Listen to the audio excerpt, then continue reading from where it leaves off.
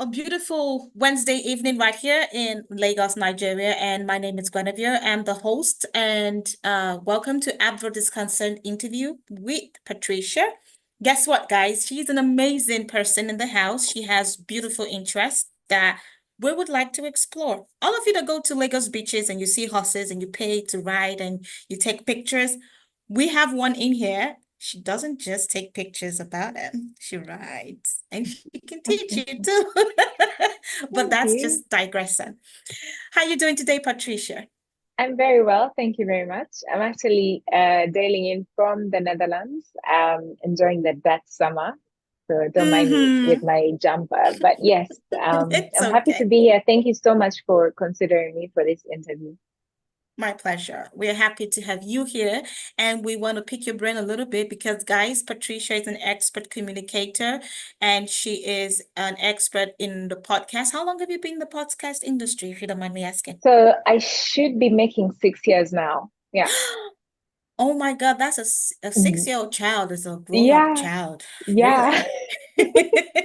That's a That is good so one. true. And she's also a strategist, and that's what we'll be talking about today. So we have a lot of African podcasters, people who are coming into the industry, people who have been there and getting it wrong consistently, and people who are getting it right. And amongst the people getting the podcast industry right, they have three things in common. They have mastered the art of engaging their audience. They have mastered the art of communication, and they have also mastered their strategies in getting what they have out there. And that's what we're talking about today. How do we build our relationship with audience, and what's the best strategy for us when having to get on our podcast? So you have a beautiful piece, a beautiful content. How do you put it out there? How do you make people want to hear you? And that's what Patricia will be helping us with today. So the first question we would have is, uh, let's paint a scenario, guys. We have an 18-year-old, a 20-year-old, and a 30-year-old coming together to build podcast content. They're all done. The content is top-notch, produced properly. And now we are giving Patricia, who is a top strategist, she's going to walk us through how she's going to advise this group of persons with different age demographic, and they are talking about social issues. How would she give a strategy on them, sorry, to reach out to an audience and to get their content out there? The floor is yours, Patricia. Yeah, thank you so much, Gwen. I feel like you've given me a lot of I hope I live up to the expectation. But maybe just for the listener of different ages, just to give you a little bit of background, Gwen, you did a good job to introduce me. I'm Aggie Patricia Turomwe, and I have been podcasting for close to 6 years now. I also coordinate the Podcast Association in Uganda. So the podcast community, we normally celebrate or commemorate the podcast days, which are Podcast Africa Podcast Day and International Podcast Day. So we get together on those days, talk about podcasting, the trends, and everything about podcasting. I also host a podcast, a personal podcast called the podcast on Uganda. It's pretty much about achieving a middle class economy. So we bring on people who we think are influencers in their sectors to talk about those sectors and how Uganda will achieve that middle class economy. So I've actually Amazing. got an opportunity to speak with different media houses here in Uganda because, as you might realize, also media houses want to have podcasts. So I've had the opportunity to advise them on still podcast strategy.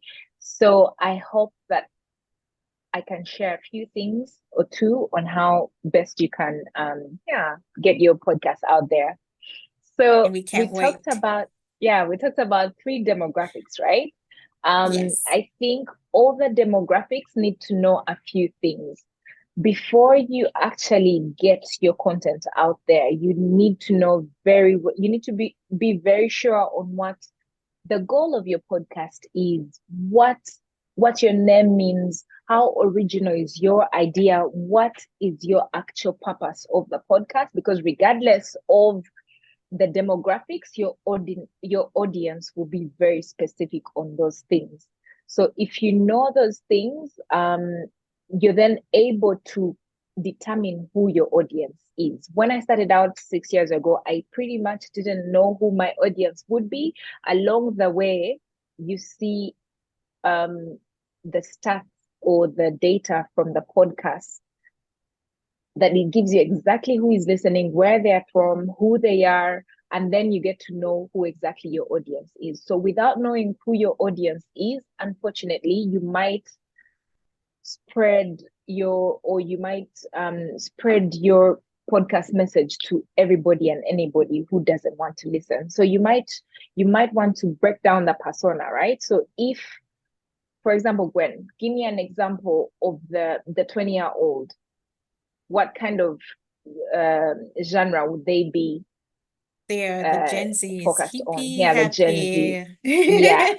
So let's see, for the 20-year-old, let's say you want to talk about your passion in music. So think about who will listen to your podcast, at what point do they listen in, when do they listen in, what do they do in their normal life, for example, from 8 to 5. What do they do along that way that you can easily, or they can easily interface with your podcast content? So it's very important that you think about the journey of your podcast listener and think of when best to then approach them while they're going through their normal day. Because if you think about podcasts, they're going to listen while they're doing their chores, while they're The cooking, while activities. they're on commute to school. If they are, think about all those different touch points of your content from your audience's perspective. So I would definitely think about that first, and that is under the concept. Then in terms of branding, yes, you have all your content, but have you thought about, just the cover art? Does it represent what the content is? Yeah, do you want to have spin-off activities from just the audio? So do you want to have live events? Do you want to have, say, merchandise on top of that? The branding itself, especially for people today, if you're starting out your podcast today, you're kind of up people are going to give you, listeners are going to give you a run for the money, because today people know exactly what good content is, what good podcast content Yes. is. We had chances to mess around, but people today, you will waste their time and they will not come back. So if you know that you're going to be podcasting or releasing episodes every week, well and good, keep up to that. Measure the time, the amount of time you produce a podcast, and then live up to that standard, so that if you're sick, away on sick leave, or you have COVID, or you have malaria, you still have something in the pipeline to go out as of when you're not available. And I can imagine most people are doing podcasts just by themselves. So you need to consider that. You need to consider the language. How do you want people to perceive you? Our podcast is a business podcast, right? So you are going to talk everything business. If it's a musical podcast, then give us all the genres in music, all the names, well and good. I hope it's very entertaining because it's music, right? And then think of all those things in terms of branding. Think about the things that will keep your listeners wanting to come back, right? And like we said, the podcast audiences are very hooked, and they rely more on the information that has been shared by the podcast host as opposed to other channels, because their stats from, I don't know which source it was, but it could have been Edison research. I'm not sure, but I need to check. They say that podcast listeners prefer or don't find adverts or information given out freely on other brands as compared to other platforms like YouTube or TV or radio. So people still have a bit of trust in podcasters. So I would think about branding as well. I would think about the format of your podcast. What is it like? Is it in seasons? Is it just a series, or it's a one-off? so that you're then able to plan ahead of time. Like we said, if you're away on sick leave, but also for you to plan in terms of resources. If you have just say 100,000 shillings, Ugandan shillings, to produce an episode, you know how much you need to produce a season of say 10 episodes. And then that helps you also to plan for the next, plan for the next, and plan for the next. Then I think what people really undermine are the roles that are involved in podcast production. There are different roles. Most of us, wear all the hats at the same time. So you produce the content, you edit it, you write the script, you release, you distribute, you promote, just one person. So I feel like creatives in the podcast space have a network of graphics designers, audio editors, sound editors. Pick up on those relationships and make sure you have enough hands on deck to actually help you produce your podcast to avoid a burnout. So with that, I think if you have the branding right, your concept right, then think about, in PR, there's something we call the story angle. So you need to know what you're going to be selling in terms of what is your story. Yeah. If it's music, yes. If today you're talking about one genre, pick up on another genre next time so that you kind of gauge what story is really interesting for the audiences. If you're really stuck onto one genre, say hip hop, and people are interested in R&B, you'll never know if people really wanted to hear about something else because you're stuck on hip hop. If it's, I don't know, if it's yeah, so there are different story angles. Think about the different sectors or your different topics. Think about different things that your audiences would want to listen to, especially if you're a new podcaster. If you're just getting into podcasting, podcast stats are amazing. They'll show you exactly what you need to know for you to be able to make better decisions based on that data.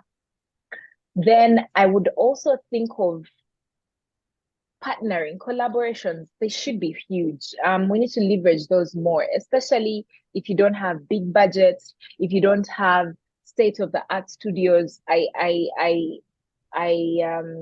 facilitate different masterclasses, and I find myself in universities where the kids have state-of-the-art studios to record, and that's a luxury that these children have. Right. So if you have that in school, if you have a friend or know somebody who can get you this equipment cheaper, leverage that, because you'll need to focus more on what you can be better at, as opposed to being everything at the same time. Then I would pretty much advocate for AI tools, because they have definitely made our lives much more easier. When we started out, we didn't have the option that people today have in terms of, all these resources at their convenience. So think of any task you have to do along your podcast production journey. There's a tool for it. There's technology that's meant to help you. So I'd pretty much advocate for that. Please, please, please leverage technology. So you already have your audio, you already have your tape. Have a calendar, I think. Find the right timing for you to produce or release. Sorry, we've already produced, right? We're now talking about releasing. Find a calendar that's going to work for you. I can imagine most of us have 8 to 5 or 9 to 5 jobs. And this podcast production is more like a 9 to 10 job, or 5 to 10, or 8 to 10. So most people do this on the side. So you really need to think of when your mind is best channeled or ready to produce, or when it's really sharp enough to give you the best content for your podcast. And then you're able then to deliver the right content that people will want to listen to. So I think at the end of the day, when you do have to publish your content, you need to think about the different hosting platforms. We are lucky we have Afrocentric podcast hosting platforms like Afro, no, AfriPods. There's Afro Mobile here in Uganda. There's quite a number of them. Look at all of them. I think have free or trial days, like 14 trial days. So think of Podbean, think of Spotify for podcasters, or Buzzsprout, Libsyn. Go check them out. See how easy they are, user friendly their interfaces are, for you to be able to choose which one you like most. Because I had that liberty. I had to do that. I tried Libsyn at first, and then did Buzzsprout, and then some other podcasts we host are on both Spotify for podcasters and Buzzsprout. So you need to see what works for you. Others might recommend this, but the other might work better. And then the legality of things, you need to think of the contracts you sign. We have people interested in podcasting now, and they keep on, letting us know about what the agreement would be, but you need to read some clauses and be careful. Some agreements ask for exclusivity of the content.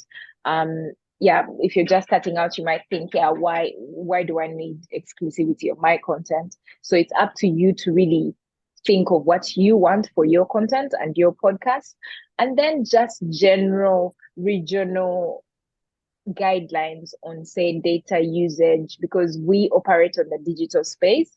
So you might as well have it in mind that what you put out there might have an implication, a legal implication on you someday, somewhere, somehow. So that is what I would advise for now, but I'm happy to advise more going forward.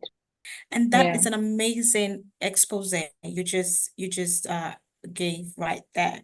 And they've gotten it, they've done the branding, they've targeted the audience, meaning creating the niche. They're trying to focus on what their audience can do and not do. Now, how do they build a relationship with that audience that they have identified for their podcast? How do they continuously feed that relationship to make them wanting to come more and become loyal fans and build from that? I'll let you talk on that for a bit. Yeah, that's great. So I think once you have known what exactly it is you want, then it's easy for your audience to relate with you. So for podcasts, you understand that people go intentionally to look for a topic on something. So if they find you and you're giving them the right information, then it's very easy for you to build trust based on the content you're sharing with them. Unfortunately, before, we didn't have the room to relate with our podcast listeners. Today, we are very lucky because on, say, Spotify for podcasters and Buzzsprout, you can send a voice note after listening to the podcast, but it's not in real time. I think a few months from nowadays, maybe it's already happening, that you'll have people text you right away from the podcast apps straight to the host. So probably that would help in building a better relationship. Otherwise, if you look at the different social media platforms that the content is distributed to, for people to then go onto the podcast hosting platforms or podcast distribution platforms, most of these social media platforms do not advocate for their users to go off the app to go somewhere else. So until we have our own interface where we can directly, the hosts of the podcast or producers of the podcast can directly communicate to the listeners of the podcast, then relationships will be built. We've seen a few people build communities on social media, for example, Facebook. Even Instagram now has a community. WhatsApp also has communities. So I think for me, it's with the content. If you're offering value to your listeners, they will always come back, and that's that there a relationship will be built, because people will always say, oh, I listened to this episode, thank you so much for this topic. That topic on that report was amazing. You hear people tell you, oh, sorry, we didn't hear from you 2 weeks ago, is everything okay? Because they are subscribed. The beauty about podcast listeners, most of these are subscribed. Once they listen, that they keep receiving all the episodes once you release them. So all the episodes will be downloaded to their podcast apps when our podcast has been released. So I think the first things first, work on your content. Work on your content. The content will attract the different audiences it's meant to attract. I think new podcasters or podcasters who are starting out today are lucky to have a myriad of podcast tools, or just AI tools, AI-powered tools or software that are powered with AI. In every task you have to do: recording, editing, scripting, transcribing. Yes. Everything you think about, every task you think about has a tool and software for it. So please leverage that. When we started out, we didn't have the luxury of this. We did everything from scratch. But today you can afford consistency because there's a lot of tools. So please leverage that. And so let me butt in quickly. What tool would you recommend that we use in engaging the audiences, apart from the ones the platforms are given or providing? Yeah. How do they make it personal, or if they want to make it personal with their audiences? Yeah. I'm not sure if we called this, but the different tools, the different social media platforms today, people can use to create community and yeah, relate with their audiences better, are social media. However, this social media platforms algorithm does not promote its users to leave the platforms they're using. So if you send a link of your podcast on, say, or if you upload if you upload your podcast link, say, of your new released episode on Facebook does not encourage that. Their user goes off Facebook and then goes to Apple Podcasts. No, they don't want that. So until we actually have our own platforms, say if Spotify for podcasters or Buzzsprout itself accepts to innovate around direct communication of the listener to the host or the producers, we will then have a much more seamless relationship with our listeners. But until today, there's an email I was reading about, the same issue. Podcast listeners do not know, or podcast hosts do not really know who the listeners are. They see the downloads or the numbers going up or down, but we don't know who these people really are. Until we put a face to the downloads, then we'll be able to relate and build that kind of relationship you're talking about. Yeah. That's amazing, because knowing the audience that you're feeding can also help you in the marketing side to know who you should approach, who you should speak with, and things like that. Absolutely. That's a great space, or a space right now in the industry that can be filled with brilliant minds. And having said that, some persons can go onto your social media platforms and say, oh, I follow this podcast and I follow them on social media, and then tweet it to you some feedbacks from the previous podcasting episodes you've done or something. So, and those feedbacks sometimes are not necessarily positive. Yeah. And we also have trolls who just come to wanna binge on your energy and sap it out with every negative talk they can ever think of. So what would be your strategy in helping a podcaster navigate criticism and trolls and negative feedbacks from their audience, and also from people who are just maybe not necessarily their audience, but you just clicked on it and like, why would you talk about this? And especially now, everybody's extra sensitive. Everybody in the world has their opinion, have what they feel. It's crazy. Well, I want to hear your strategy, how to manage that. I mean, the beauty about podcasts as of today is that they're still very free. There's freedom of speech over there. And the freedom also is with the choice to listen. So if you do not want to listen to a specific podcast, then yeah, people easily don't subscribe or just skip to the next episode.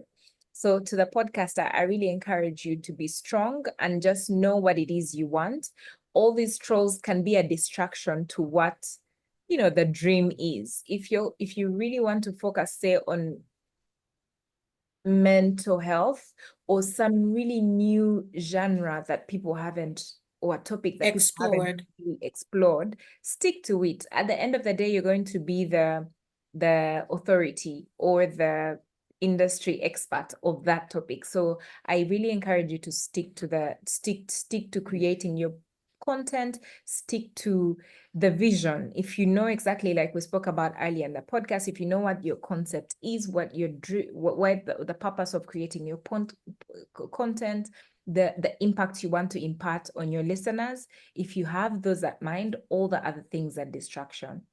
Fantastic. I really appreciate that.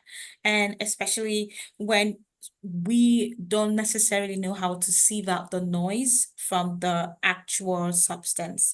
So sometimes some good advice can be wrapped in negative comments. So whenever, from my experience, whenever you read a negative comment, don't make it personal. Yeah. So your craft is different from you. Your opinion, from what this new age has taught me, people's perceptions and opinion are not necessarily who they are. Yeah. Some persons can just jump online and join the bandwagon and the bandwagon of different ideologies. But if you know these people physically, they might not actually have or imbibe those things they say.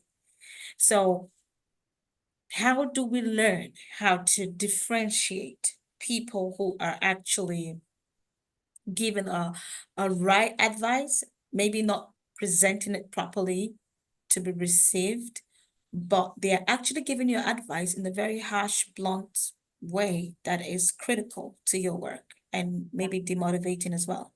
I mean, What's going to be your strategy in handling such? yeah, I mean, personally, I really take in advice, depending on, it doesn't even matter from who it comes to, from who it comes, but it needs to be aligned to your vision. It really needs to be aligned to what you intend to achieve. Is it within your purpose? Is it within your impact you set out at the start or the planning of your podcast process? Because everybody's going to have an opinion, but if you think that feedback is really going to help you grow to achieve what you set out to do, then please take it on. If not, then don't, because everybody who doesn't drive a car is going to tell the other person how to drive better. Or look at how football spectators are.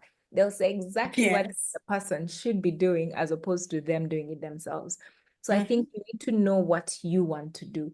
And yeah, sometimes you might get a little confused. I mean, I've gotten feedback on, say, audio quality, video quality. At that point in time, that is what I could do. But I think for me, the focus has always been on the content, because that I personally do. The rest of the things I could outsource, and when the time is right, I will definitely get those, experts to work on that specific task. But I think overall is the content. The content needs to be exactly what your audiences need to listen to. If it diverts away, then you're going to lose some and keep some. So I think the main thing would be for you to know exactly what the goal of your podcast is. And then along the way, if you meet a few people who want to advise and help you improve, then take it on if it does support your purpose. That's amazing. That's brilliant. And based on what you just said, brings me to the question of, or the dilemma some podcasters do have. Basically, how, as from your experience as a strategist and a communicator, and 6 years in podcasting, Yeah. How would you handle a situation where you're trying to stay authentic to the goal you started with, or stay authentic to the audience that you now have? Because should the podcaster create the content based on their vision, or should they create the content based on their audience? I'd like to hear Right. your opinion about So that. I'm not a motivation speaker. I'm not a motivational speaker, but I definitely think that, yeah, create, you know what they say about loving the things you do, then you'll never have to work a day in your life. If you're creating content for, yeah, I think you need to love it. You need to love the content you do. I love Uganda. I love everything about Uganda. So I'm happy to share this with the audiences, right? And you have to love Uganda or be interested in investing in Uganda or a specific sector to listen to my podcast, right? However, it has morphed. It started out as a marketing podcast, and then along the way, I started getting requests of like CEOs or managing directors to be hosted on my podcast. So then I morphed into, or, I pivoted to have more than one segment. So I have on sectors, on marketing, and on reports, just to cater for the guests that would come onto the podcast. But the content remained the same. It was pretty much about achieving a middle-class economy.